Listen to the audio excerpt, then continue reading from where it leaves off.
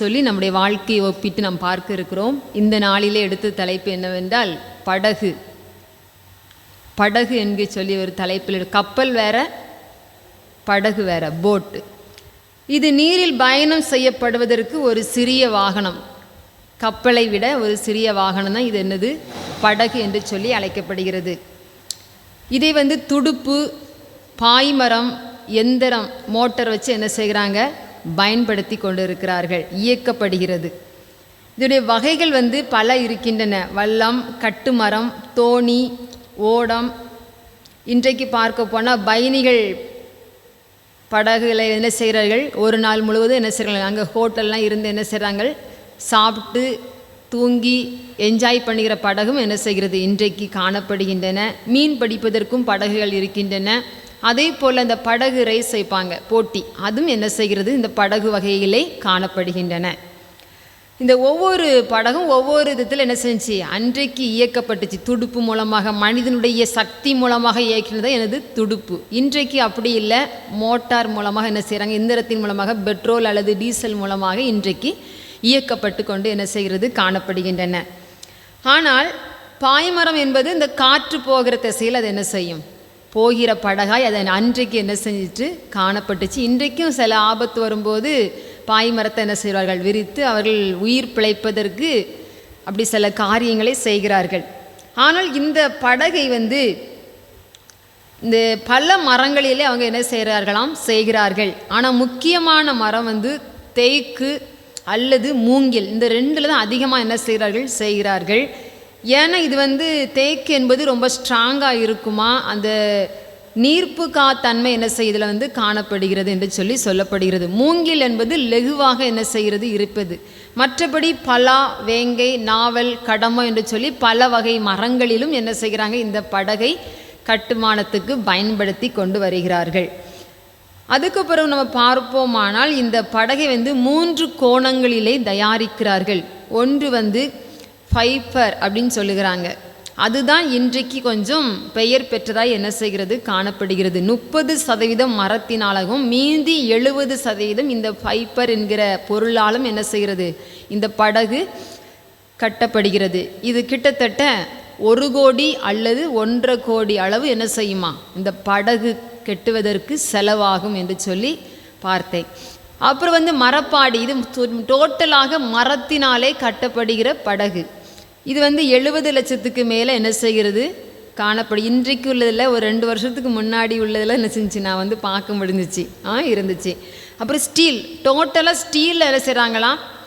இந்த போட்டை கட்டுகிறார்கள். ஆனால் இது நீடித்து உழைக்குமா? ஆனால் 5 வருஷம் தான் அது என்ன செய்யுமா? உழைக்குமா? ஏன்னா இந்த இரும்பு அந்த உப்பு காரத்தன்மையால் அது துருப்பிடித்து சீக்கிரம் என்ன செய்கிறது? பயனற்ற தன்மை ஆகிறது என்று சொல்லி சொல்லுகிறார்கள். இதுவும் செலவு 1.5 கோடிக்கு மேலே இருந்து என்ன செய்கிறது? ஸ்டார்ட் ஆகிறது. சரியா? ஆனால் இந்த ஒரு படகை செய்ய வேண்டுவதற்கு காலம் 2.5 மாதம் இல்லை இருந்து 9 மாதம் வரைக்கும் என்ன செய்கிறதாம்? ஆகிறது. ஆனால் பல ஆட்கள் கை நிறைய பணம் இருந்துச்சுன்னா சீக்கிரமாக என்ன செஞ்சிடலாம்? முடித்து விடலாம் என்று சொல்லி என்ன செய்கிறது? சொல்லப்படுகிறது. இன்னும் பல கருத்துக்கள் இருக்கலாம். ஆனால் வேதத்திலிருந்து படகை பற்றி நாம் பார்ப்போமானால் புதிய ஏற்பாட்டிலே என்ன செய்யலாம்? நிறைய இடங்களிலே பார்க்கலாம். இயேசு படகில் இருந்து என்ன செஞ்சார்? போதித்தார். அதுக்கு பிறகு படகிலே படுத்து என்ன செஞ்சார்? உறங்கினார். சீசர்கள் படகிலே அங்கலாய்க்கும் போது இயேசு என்ன செஞ்சார்? தனிமையாய் ஜெபித்து கொண்டிருந்தவர் கடலிலே நடந்து என்ன செஞ்சார்? இந்த அவர்களுக்கு அந்த புயலை மாற்றி படகிலே சேர்ந்து என்ன செய்தார்? அமர்ந்து கொண்டார். அதுக்கு பிறகு ராம் முழுவதும் பிரயாசப்பட்டார்கள். ஒன்றும் என்ன செய்யப்படவில்லை, அகப்படவில்லை. போட்டு வெறுமையாக இருக்கிறது. அந்த வெறுமையை முழுவதுமாய் நிரம்பத்தக்கதற்கு இயேசு என்ன செஞ்சார்? அந்த வலை கிளியத்தக்கதாக மீன்களை கொடுத்து போட்டை என்ன செஞ்சார்? நிரப்பி ஆசீர்வாதத்தை என்ன செஞ்சார்? கொடுத்தார். இப்படி என்று சொல்லி பல காரியங்களை பார்க்கலாம். இன்றைக்கு இந்த போட்லேருந்து நம்ம என்ன கற்றுக்கொள்கிறோன்னா, நம்முடைய வாழ்க்கை என்னும் பயணத்திலே என்னால் என்னது மேடுகள் இருக்காது, என்னாலும் பள்ளம் இருக்காது. என்னால் என்ன செய்யும்? மேடு, பள்ளம். இந்த கடல் அலையிலே நம்ம போட்டில் பயணம் செய்யும்போது அது என்ன செய்யும்? சமதளமாய் இந்த பஸ்ஸு போகிற மாதிரியோ ட்ரெயின் போகிற மாதிரி அது என்ன செய்யாது? போகாது. ஒரே என்ன செய்யும்? அங்கேயும் இங்கேயும் என்ன செய்யும்? அப்படி ஆடிக்கிட்டே இருக்கும். அதே போல தான் வாழ்க்கை என்கிற ஒரு பயணம். இந்த பயணம் நமக்கு முடிவு பெற வேண்டுமானால் என்றைக்கு முடிவு பெறும் என்று சொல்லி யாருக்கும் தெரியாது. ஆனால் முடிவு பெறும்போது நம்ம எல்லாரும் என்ன செஞ்சிடலாம், அங்கே போய் இருந்து ரெஸ்ட் எடுத்துடலாம் அவரோடு. ஆனால் இந்த வாழ்க்கை பயணத்திலே ஓடிக்கொண்டிருக்கும் போது நம்மளால் ஓட முடியாத தருணங்கள் பல நேரத்தில் வரும். இந்த நேரத்திலே படகாய் இயேசு நம்முடைய வாழ்க்கையிலே குறுக்கிட்டால் அந்த வாழ்க்கை எப்படி இருக்கும்? லெகுவாக இருக்கும், ஈஸியாக இருக்கும். லெகுவாக ஈஸியாக பயணம் செய்து அந்த அக்கறைக்கு நம்ம என்ன செஞ்சிடலாம், லெகுவாக சேர்ந்துடலாம். அந்த வாழ்க்கையில் பயணத்தில் எனக்கு படகு வேண்டாம் என்று சொன்னால் என்ன செய்யணும்? கஷ்டத்தின் மத்தியிலே இருளுக்குள்ளே தான் நம்ம என்ன செய்யணும்? பல பாடுகளை கொண்டு கஷ்டப்பட்டு கொண்டே இருக்கணும். அந்த வாழ்க்கை பயணத்திலே படகாய் நீங்கள் என்னுடைய வாழ்க்கையில் குறுக்கிடுங்க என்று சொல்லி அவருக்கு நம்முடைய வள்ளத்தை வாழ்க்கையில் இடம் கொடுத்தால் நிச்சயமாக இயேசு நம்முடைய வாழ்க்கையிலே படகாய் வந்து நம்மளை காப்பாற்ற வேண்டிய இடத்திலே காப்பாற்றுவார். எந்த இடத்துல வெறுமையாக இருக்கிறோமோ அந்த இடத்துல நம்ம என்ன செய்வார்? நிரப்புவார். நமக்கு போதிக்க வேண்டிய இடத்துல படகளை உட்கார்ந்து போதித்தது போல நமக்கு அவர் என்ன செய்வார்? போதிப்பார். எல்லாவற்றையும் நமக்கு அவர் என்ன செய்வார்? உதவி செய்வார். அதனால் இந்த வாழ்க்கை பயணத்திலே இந்த வருடத்திலே ஆரம்பத்தில் இருந்து என்ன செய்யுங்க, என்னால் வாழ முடியவில்லை, என்னால் வாழ்க்கையில் ஜெயிக்க முடியலைன்னு நீங்கள் நினைக்கலாம். படகாய் நீங்கள் எனக்கு என்ன செய்யுங்க, வாருங்க என்று சொல்லி கூப்பிட்டீங்கன்னா நிச்சயமாய் கர்த்தர் நமக்கு என்ன செய்வார்? படகாய் வந்து நமக்கு உதவி செய்வார். ஒவ்வொரு நாளும் நமக்கு என்ன செய்வார்? நிறைவான பலனை தந்து நடத்துவாராக. ஒரு சம்பவத்தை நான் சொல்லி முடிக்கிறேன். இது உண்மை சம்பவம் தான். 1995 ஆண்டில் நடைபெற்ற ஒரு மனிதனுடைய வாழ்க்கையில் நடைபெற்ற ஒரு சம்பவம். இவர் ஒரு தக்காளி வியாபாரி.